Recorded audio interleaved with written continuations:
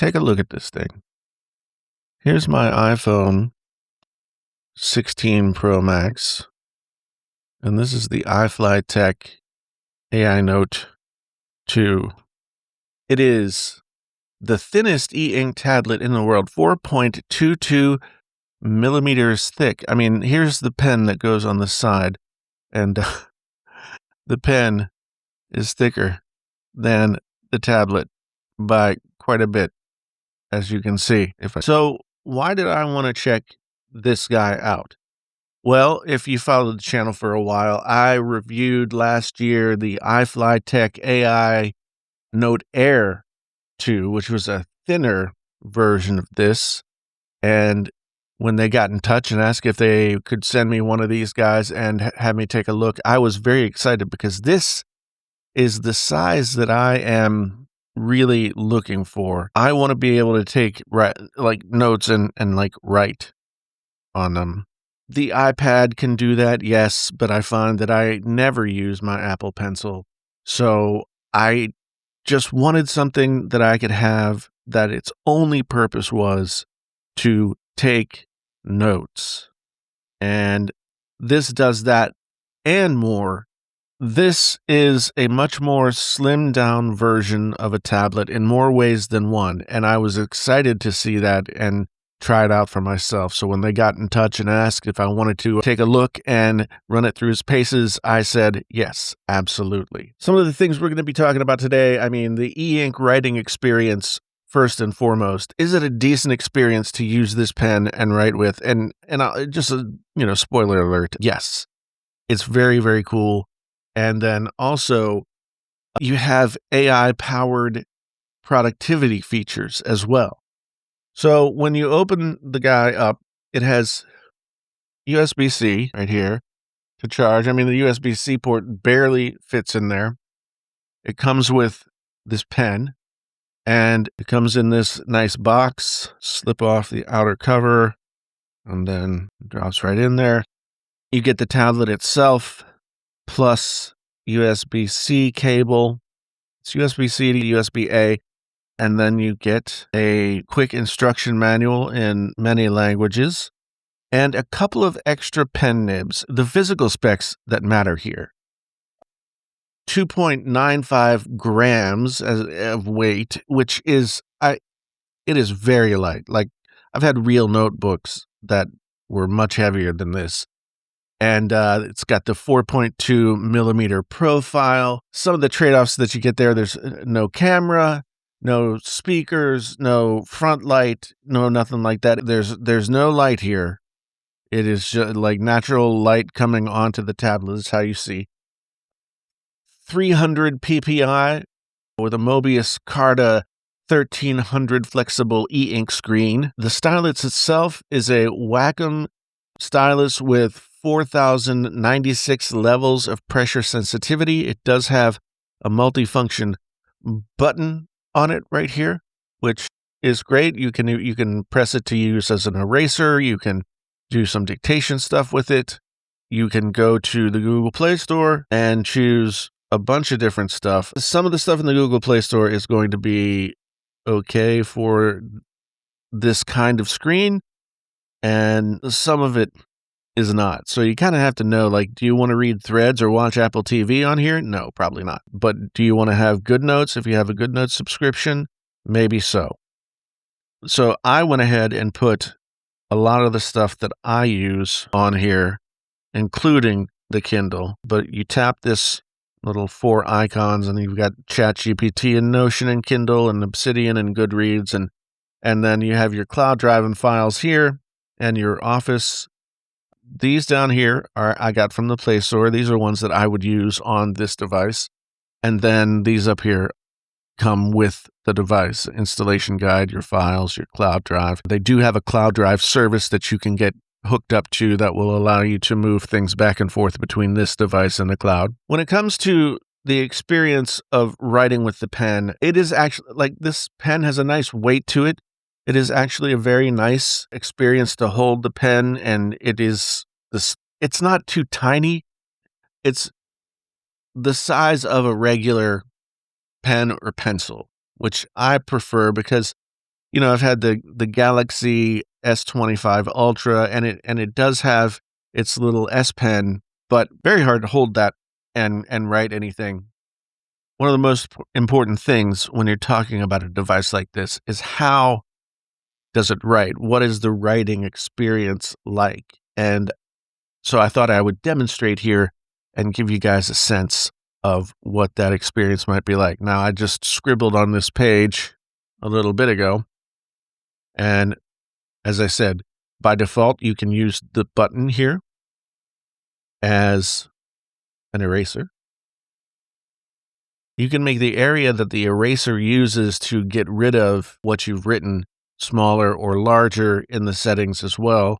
You've got a bunch of different choices in terms of, so here's your eraser sizes, 1, 2, 3, 4.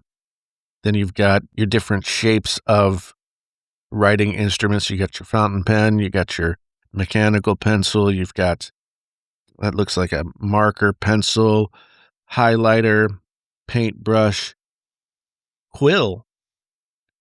Writing with the quill, just write my name here. I mean, it's a really nice writing experience, honestly. I think that it's very nice, but usually I would be using something like the fountain pen or the ballpoint.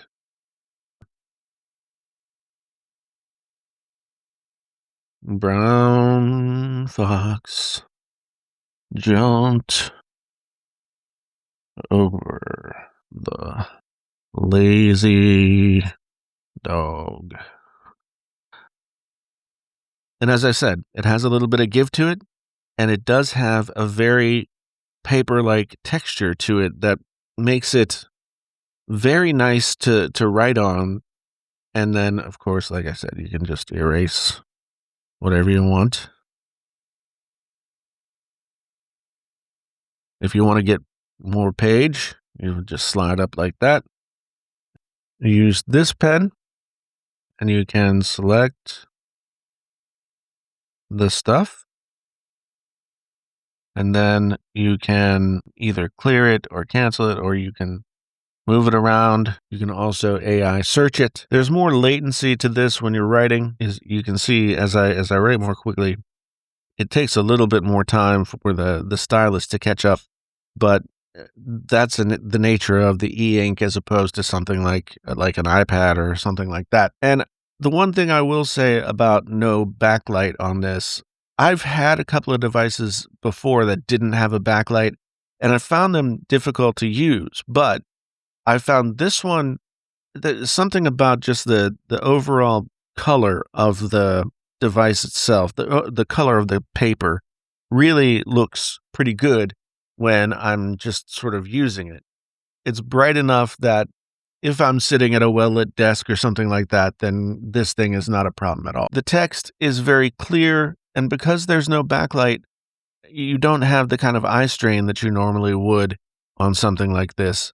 So what I've been doing is doing some journal writing here, and just like, it's very, very tight and very sharp and crisp. It also has a quick note feature here where you just sort of slide to the right and left, and this is a live area where you can slide your finger to the left and it pops up your quick note.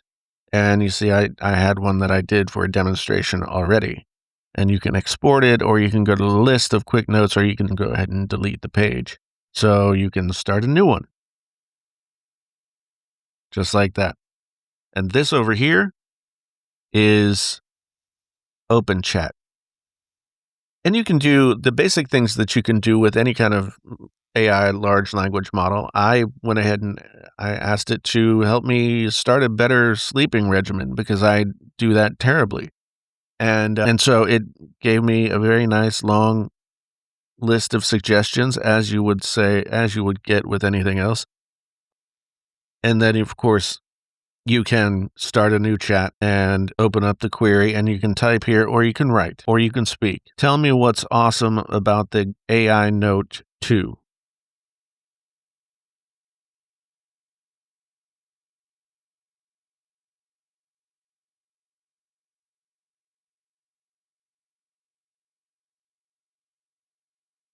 And then it fills in a little bit more slowly than you would get on a computer or on a mobile device, but it does give you a nice, well-rounded response. So we can go ahead and stop that. And there's a lot of different things that you can do with the notes. So we go with new note here, and then we hit this and connecting to English mode. There are 16 different languages that you can use with this. And basically, if you're at school or at work, in a meeting, anything like that, all you have to do is open a note and tap this guy, and it will start to just translate in real time for you, or it will start to do a transcript for you in real time.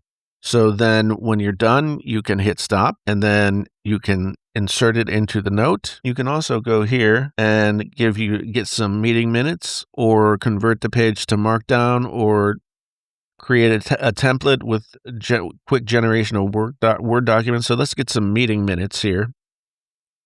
ChatGPT 5 on board. So it's giving me some minutes, and it tells me basically all the stuff that I talked about and summarizes the whole thing right there. And then you can also insert the minutes into the note. So you can see how having this with you is much less distracting than another kind of tablet. It gives you the opportunity to write or to record, and then you can add to your notes, or you can use ChatGPT to summarize or do a bunch of different things with the notes. And it is honestly very, very cool. If you want to get back to any page that you've looked at, so here's your page that you could just take notes on. So let's just say this is your notes page while you're doing the meeting or something like that. But if you go here, then you can find your transcription, and you can add whatever you want, or put check marks, or for Ralph, if you're in a business meeting and Ralph needs to take care of whatever that was. And then you can choose from tons of different languages here to translate, or anything else. Let's confirm. And you see here, when you look back at the note, it gives you, of course, the date and everything like that. And you can change your title, but it also tells you that you've got some voice recording here as well as other stuff. When you start out, you've got thin lined paper, but you can switch to a thicker lined paper. But then there's also 20 different templates here. So you can have different styles. You can go to your planners and work this stuff out. You can download a bunch of Pomodoro, meeting schedule, work daily report, class schedule, monthly plan. It's got more over here, daily schedule, documents of all different kinds, analysis. So fishbone analysis, okay. Fishbone analysis, 9-grid node method, all kinds of different stuff. Other styles, calligraphy paper, 5-line staff for music, piano sheet music. You've got guitar chord sheet music with different chord structure notations that you can do, to-do list, word list, and then it just goes on and on. So there's tons and tons of stuff that you can do with it. This runs on Android 14, and with that Google Play compatibility, it does really expand your ability to do different things with this. I found that I prefer to keep it pretty lean, though, because I wanted to have something simple. And it gets you your schedule, and you can connect this to your Gmail and that kind of thing. Who is this for? I mean, obviously, business professionals with meetings, healthcare professionals doing rounds, needing to take notes. I'm sure there are some templates that you could grab and put in there. Reporters, lawyers who are taking notes on the go all the time, content creators like myself, and maybe you, who want to jot down notes on scripts or just keep ideas in notepads, students, readers. This is really the kind of device that I've wanted for a long time, where I can interact with it in a bunch of different ways, and it can do a lot of different things for me, but it doesn't have all of the distractions that a regular tablet like an iPad or something like that, or my phone or something like that would have. There are no notifications. It is basically a fancy piece of paper. This is the perfect thing for me to have here at my desk so I could sit down on a given day and just like start to take some notes on whatever it is. And I do typically sit down with this of an evening and kind of do like a, hey, let's recap the day kind of situation with my just daily workflow so I can be ready to go with what I need to do, but I can also unload my mind of the stuff that I've been thinking about. Battery life has been fantastic. You can see here it's at 82%, and I charged it when I first got it. That was a few weeks ago, a month ago. You've always got access, like any Android device, for just a swipe down here to be able to quick select a bunch of different things. There are some trade-offs when you use a device like this. Of course, no front light being a big one. But as I said, I haven't found that to be a big deal. I can't read in bed in the dark with this. No speakers or camera. For the thinness of the design, e-ink refreshes more often and more slowly than you would see on an OLED or any other kind of LED tablet. The distraction-free environment, the true kind of paper-like writing experience, extreme portability. Like, you could take this anywhere.